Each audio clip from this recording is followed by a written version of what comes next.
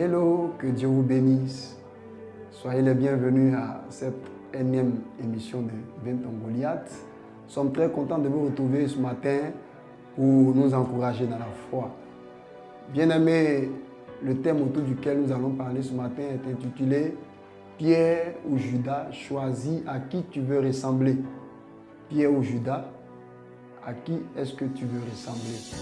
Nous connaissons l'histoire de Pierre. Pierre est ce disciple de Jésus qui, à un moment donné, à l'étape où Jésus partait à la croix, il avait été arrêté. Pierre, qui était l'un de ses proches disciples, l'a renié jusqu'à 3 fois. Il a dit aux gens de ne pas le connaître jusqu'à 3 reprises. Judas, c'est qui? Judas, c'est celui qu'on nomme le traître, celui qui a vendu Jésus au Sanhédrin à 30 pièces d'argent. Et nous savons comment est-ce que Judas a terminé.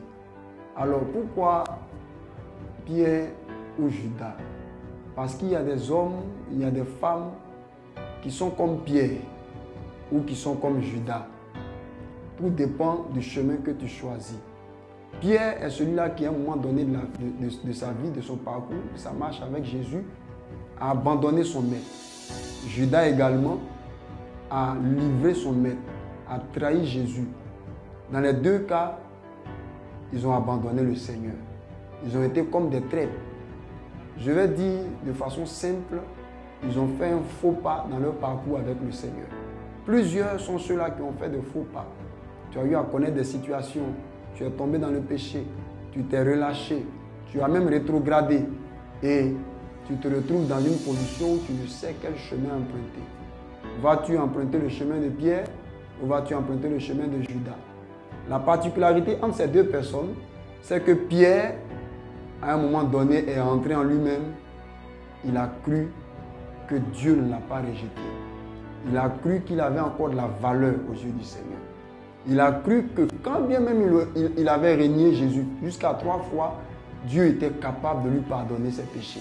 Dieu était capable de le prendre par la main, de le reprendre à nouveau et de continuer avec lui. Judas, par contre, c'est ceux-là qui, pour eux, tout est perdu.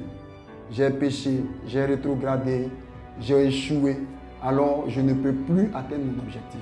Et comme Judas, ils vont se suicider. Ils vont mettre un terme à leur vie. Bien-aimé, je veux te dire que quel que soit ce que tu as connu dans ta marche, que tu aies connu des chutes, que tu aies connu des moments difficiles, que tu aies abandonné la main de Dieu, il n'est pas encore tard pour toi. Parce que le Seigneur Jésus dit qu'il est venu chercher et sauver ce qui était perdu. C'est pour toi qu'il est venu. Ne désespère pas. Ne pense pas que tu dois te suicider.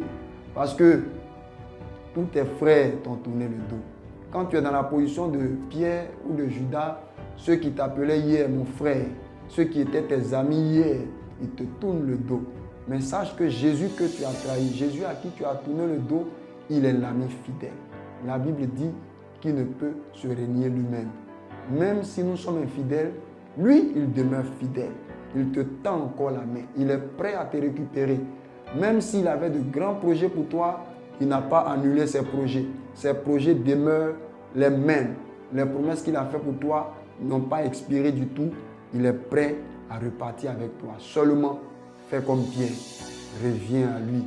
Reviens au maître. La Bible dit que Pierre, ayant rétrogradé, il est retourné à la pêche, à son activité première.